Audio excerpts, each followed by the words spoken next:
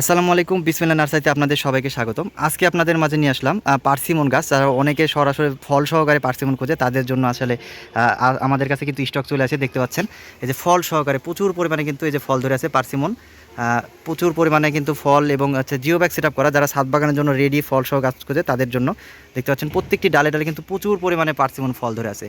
আর এই গাছগুলো মূলত প্রত্যেকটি আমাদের কলমের। এই যে দেখতে পাচ্ছেন জিও ব্যাগ সেট আপ করা, প্রত্যেকটি জিও ব্যাগ সেট আপ করা।